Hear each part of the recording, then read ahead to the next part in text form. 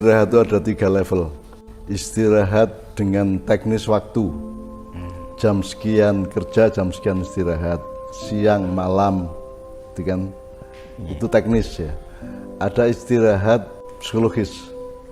Jadi psikologis strategis. Jadi capek kerja dengerin musik. Kan nggak tidur dengerin musik, tapi itu istirahat. Atau dengerin musik lama banget, capek juga akhirnya kerja. Berikutnya kerja, itu istirahat juga. Jadi yang kedua ini sebuah pekerjaan merupakan istirahat bagi pekerjaan sebelumnya. Nah itu bisa dicari, gitu kan. Saya ngetik capek, kemudian saya sholat. Saya sholat wiritan capek, kemudian saya ngangkat-ngangkat meja, kursi, gitu ya. Itu masing-masing merupakan istirahat dari sesuatu sebelumnya. Itu yang kedua. Yang ketiga adalah istirahat yang sejati dari Allah, gitu ya. Nah makanya ada metode, sampai kalau di luar Islam ada yoga, ada tadzakur, wirid, ya zikir itu kan Anda duduk bersila atau duduk tahiyat, gitu ya. Kemudian Anda melantunkan sesuatu, itu dalam rangka apa? Dalam rangka mentidakkan yang lain dari yang kita zikirkan. Saya Anda ya Karim, ya Karim, ya Karim. Selain ya Karim udah nggak ada, kamu buang, kamu tinggalkan. Jadi kamu konsentrasi kepada sesuatu hal, itu namanya zikir. Sehingga dia merupakan istirahat dari sesuatu yang kita tinggalkan itu. Oleh karena itu, sholat itu mungkin sholat itu ngerepotin bagi orang yang belum bisa menikmati ya. Dan wegah gitu ya rasa-rasanya. Makanya kalau Anda juga rasa-rasanya wiritan, diem aja kamu masuk ke dalam dirimu, gitu ya. Wiritannya Allah, doa atau Al-Fatihah atau apapun saja lah, hasbunallah wa ni'mal wakil, ya boleh apa saja pokoknya. Atau paling enggak habis sholat itu diem aja, kamu diem aja. Udah kamu niatin diem sekian lama, itu akan istirahat. Saya termasuk orang yang tidak bisa beristirahat pikiran. Anda tanya sama Mbak Novia. Jadi malam jam 2 aku mencolot meneh ngetik, terus melbu meneh, engko setengah jam lagi mencolot meneh ngetik. Jadi ini tidak pernah beristirahat saya. Satu-satunya cara bagi saya adalah sholat. Jadi saya satu malam itu sholat malam itu bisa berulang-ulang. Pokoknya sudah habis jam 12 itu sholat lagi gitu. Atau tidur pikiran geledak tapi pikiran jalan terus, wudhu lagi, sholat lagi, supaya saya bisa diem. Jadi pokoknya kontemplasi. Jadi kan hidup tuh aksi dan kontemplasi, gitu ya. Nah, aksi kontemplasi itu ada yang teknis, yang pertama tadi, bahwa kalau kerja di kantor itu aksi, pulang itu kontemplasi. Atau kalau Anda bekerja di rumah, ngetik apa, angkut-angkut, ngerjakan macam-macam di rumah tangga itu aksi, kemudian Anda tidur itu kontemplasi. Jadi ini terserah Anda menyusun mekanisme aksi kontemplasi ini, bisa bermacam-macam caranya. Kan saya pernah minta Yon Kuswoyo, suatu hari saya ketemu di rumahnya, saya datang ke rumahnya, Mas Yon, makihan Pak sampean di endi ya? Di Kenduri Cinta di Jakarta. Jam piro? Yo biasanya jam 09.10 sampai jam 3. Waduh gak kuat Cak, aku ini jam 10 bengi wis turu wisan. Terus saya bilang, Mbak sampean jam 10 bengi dirubah. Jadi ada mekanisme di mana istirahat kita itu kita atur berdasarkan mekanisme kita sendiri, ngerti nggak? Kalau yang rutin, yang umum kan jam 9-10 malam istirahat sampai jam 4 pagi, jam 5 pagi kan gitu. Kan ada orang lain yang bisa siang malam itu berulang-ulang dalam sehari.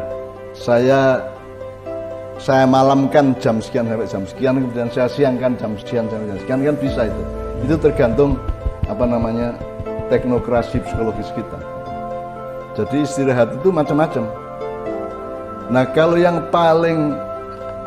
paling radikal itu ya Anda sholat terus duduk dan niatnya sederhana. Pokoknya saya tidak berdiri sebelum hati saya tenang. Lungguh hai moco la ilaha illallah, monggo meneng tok ya gak apa-apa, ngelamun ya gak apa-apa, duduk aja. Tapi jangan berdiri karena putus asa gitu. Itu saya kira 3 level itu Anda tinggal olah itu. Ini mungkin ada satu bagian dari pertanyaan ini. Kan tadi dia banyak pekerjaan, kebutuhan itu mungkin ya memenuhi kebutuhan keluarga, beli kebutuhan pokok dan lain sebagainya, sementara mungkin duit nggak cukup dan lain sebagainya, dan itu yang bikin was-was pikiran. Tapi ini bagian dari pertanyaan ini mengingatkan saya kepada apa yang dulu juga pernah disampaikan Mbah Nun, bahwa mikir utang ki pol sampai jam 10 bengi wae. Setelah itu udah nggak usah mikir utang. Jadi apakah ini termasuk itu hal yang juga, terkait? itu juga metode untuk pengelolaan istirahat tadi. Lah kalau kita ini kan serabutan, pokoknya punya masalah kita bawa seumur hidup kan gitu kan. Termasuk kalau kita marah, kita dendam, kita manggel, itu kita bawa terus tanpa membatasi waktunya. Jadi tidak ada manajemen psikologi. Banyak orang yang seperti itu. Nah, apa saja yang sebaiknya berhenti di jam 10 selain utang dan apa ya kira-kira yang biasanya mungkin membebani pikiran? Makanya harus punya banyak daftar kerjaan. Untuk rumah tangga, fisik, gitu. Ngomong-ngomong sama anak istri, sembahyang, ngerjain apa di komputer atau apapun, harus punya sebanyak mungkin kerjaan. Jadi schedule-nya harus padat gitu, bukan ragam kerja, ragam ya, yang bisa kita kerjakan tuh banyak gitu loh. Lagi pas COVID gini nih, harus punya banyak ragam kerjaan. Harus punya ide yang kreatif, yang apa yang bisa dilakukan macam-macam. Saya tuh kan nggak pernah bisa tidur berpuluh-puluh tahun kalau malam. Jadi nggak pernah Mbak Via melihat saya jam 3 pagi kok tidur, itu nggak pernah. Mungkin tidur pun mungkin nanti mencolot lagi, loncat lagi ke kamar mandi, wudhu, sholat lagi, atau apapun lah, ngetik atau apapun, jailbreak, ngoprek, gitu, hacking, cracking atau masak Indomie atau ngerebus. Masak Indomie ya termasuk, masak Indomie atau bakar roti, apa aja, macam-macam.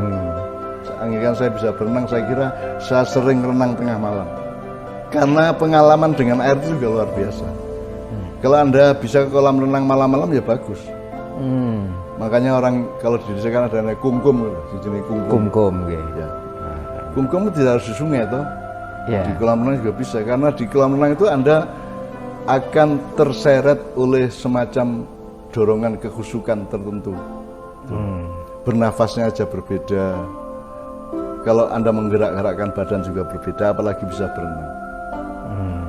Tadi Mbah Nun mengatakan, nek misalnya sholatlah dan wiritan, kemudian jangan berdiri sebelum hatimu tenang gitu kan, atau menengtok dan berdiri ketika sudah tenang. Nah, ketenangan ini dalam kaitannya dengan tadi itu, pikiran yang was-was karena banyak kebutuhan, itu secara sugestif itu bisa menolong memanggil keterpenuhan terhadap kebutuhan itu tuh berapa? Makanya komunikasi dengan Allah itu ada paket-paketnya, kan?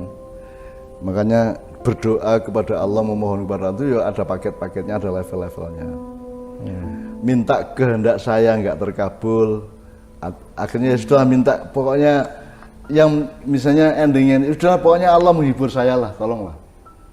Terserah hiburannya apa, pokoknya hati saya dihibur sama Allah. Terus siapa lagi? Wong saya kerjanya menghibur orang dan tidak ada yang menghibur saya kok.